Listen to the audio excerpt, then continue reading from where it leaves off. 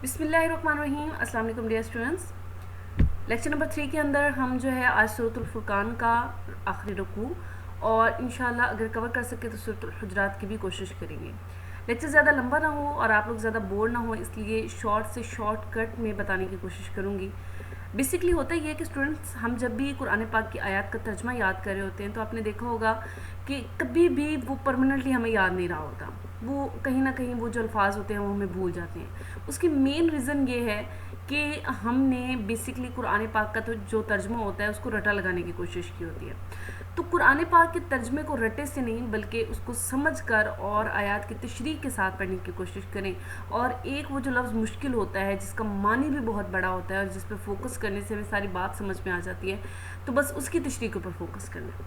अब चलें बिस्मिल्लाहिर्रहमानिर्रहीम स्टार्ट करते हैं। तबारकल्लज़ी, बाबरकत है वो ज़ात, जाअला जिसने बनाया, फिस्समाई आसमान में, बुरूजन बुर्ज बनाया, वजाअला फ़ीहा सिराजन और इसमें एक चराग बनाया, व कमरन और चाँद बनाया, मुनीरन रोशन। तबारका बरकत वाली। अब ये एक लफ्ज़ जो है ये मुश्किल लफ्ज़ है जिसका मानी अक्सर पूछा जाता है।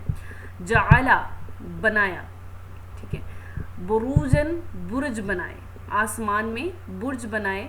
और इस बुर्ज की तशरीह अगर हम करें तो अल्लाह ताला ने इस बुर्ज से मुराद ये है कि बहुत बड़े बड़े आसमान और जिस तरह के अल्लाह ताला ने पहाड़ बनाए और पहाड़ों के ज़रिए जो है ज़मीन को ठोक दिया, इस तरह का भी मानी लिया जाता है।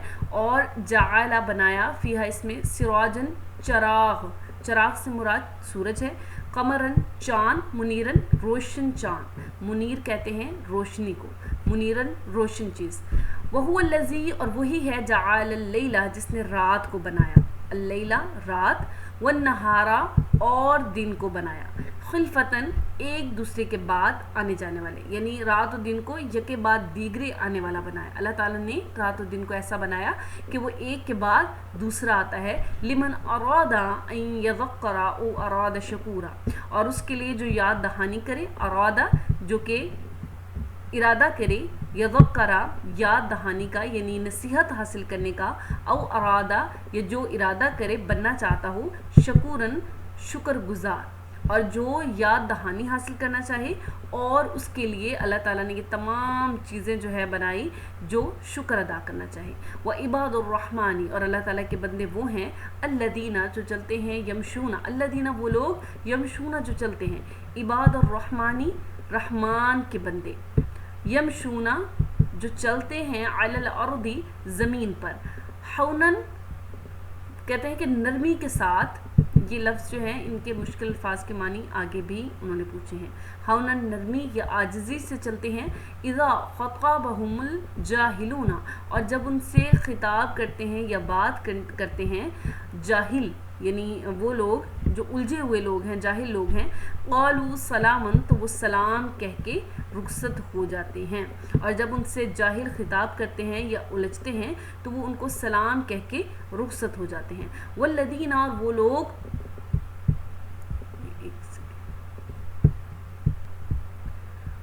वल्लज़ीना और वो लोग, युबीतूना और जो गुजारते हैं या बिताते हैं, लिरब्बिहिम अपने रब के लिए, सुज्जदन सजदे में, व क़यामन और क़याम में, और जो रातें अपने रब के आगे सजदे और क़याम में गुजारते हैं। ये यानी उन लोगों की निशानियाँ बताई जा रही हैं कि अल्लाह ताला ने जिनको ईमान अता फरमाया, और वो जो ईमान वाले हैं अल्लाह ताला के नेक बंदे हैं। यहाँ इबादुर रहमान से उनकी अच्छाइयाँ और नेकियाँ बताई जा रही हैं, उनकी ईमान की सिफ़ात बताई जा रही हैं कि अगर आपने नेक लोग ढूंढने हो तो कैसे होंगे कि वो ज़मीन पर आजिज़ी से चलने वाले होंगे, कि जब उनसे जाहिल जो है ख़िताब करेंगे तो वो सलाम कह के गुजर जाएंगे, बल्कि उनसे उलझना बिल्कुल पसंद नहीं करेंगे। और ये वही लोग होंगे जिन्हें तुम देखोगे, यबीतूना यबीतूना कि वो गुजारते हैं अपनी रातें, लिरब्बिहिम सुज्जदन कि अपने रब को सजदा करते हुए, व क़यामन और क़याम करते हुए, वो अल्लाह ताला को सजदा और क़याम करते हुए अपनी रातों को गुजारते हैं। वल्लदीना और वो लोग, यक़ूलूना जो कहते हैं, रब्बना ए हमारे रब, असरिफ अन्ना अज़ाब जहन्नम कि हमसे अज़ाब जहन्नम को फेर दे। असरिफ का मानी है फेर देना, लेकिन अगर इसका मानी अगर हम इस आयत की रूह से लें تو محفوظ رکھ بھی اس کا معنی لیا گیا ہے، لیکن ویسے صارفہ کا معنی ہوتا ہے پھیر دینا. تو اے اللہ ہم سے پھیر دے اپنے عذاب جہنم کو، ان عذابها کان غراما، اور اس کا عذاب جو ہے، اللہ تعالیٰ کا جو عذاب ہے وہ چمٹنے والا ہے. یعنی ایک بار جو اس اللہ تعالیٰ کے عذاب میں مبتلا ہو گیا تو وہ چمٹ جانے والی چیز ہے.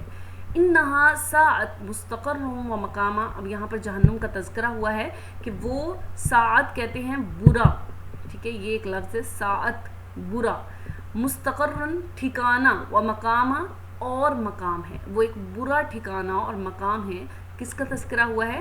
جہنم کا تذکرہ ہو رہا ہے کہ اللہ ہم سے جہنم کے عذاب کو پھیر دے. وہ اللہ تعالیٰ سے یہ دعا کرتے ہیں سجدوں میں اور کہتے ہیں کہ اے اللہ ہمیں جہنم سے بچا، اور تیرے جہنم جو اللہ تعالیٰ کا عذاب ہے وہ اس کے بارے میں بتایا جا رہا ہے کہ وہ چمٹ جانے والی چیز ہے، وہ ایک برا ٹھکانہ ہے اور مقام ہے. والذین اذا انفقوا، اور وہی لوگ ہیں، یہ انہی لوگوں کا تذکرہ کیا جا رہا ہے جو عباد الرحمن ہیں، کہ وہ لوگ انفقوا جو خرچ کرتے ہیں، لم یسرفو جب وہ خرچ کرتے ہیں، لم یسرفو تو وہ اس میں اسراف نہیں کرتے، یعنی بہت زیادہ فضول خرچی جو ہوتی ہے وہ چیز نہیں ہوتی ان کے اندر. اور ولم یقتروا، اور نہ ہی وہ تنگی کرتے ہیں، یعنی نہ وہ کنجوسی کرنے والے ہوتے ہیں اور نہ ہی وہ اسراف کرنے والے. وکان بین ذلک قواما، اور وہ اس کے درمیان کا حق ادا کرتے ہیں، یعنی درمیان کے معتدل راہ اختیار کرنے والے ہوتے ہیں. یہ بھی عباد الرحمن یعنی اللہ کے نیک بندوں کی صفات بیان کی جا رہی ہیں.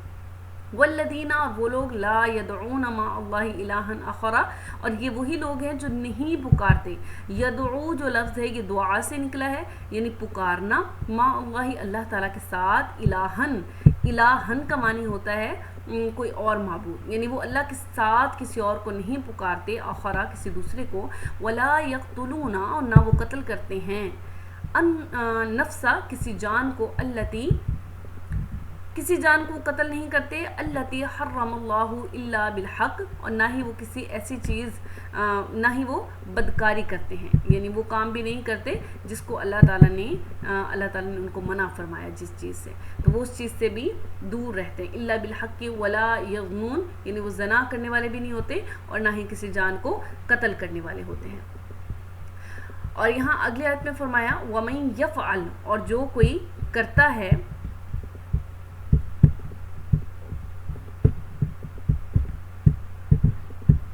اگلی آیات میں چلتے ہیں، اور فرمایا وَمَن يَفْعَلْ، اور جو کرتا ہے، کیا کرتا ہے؟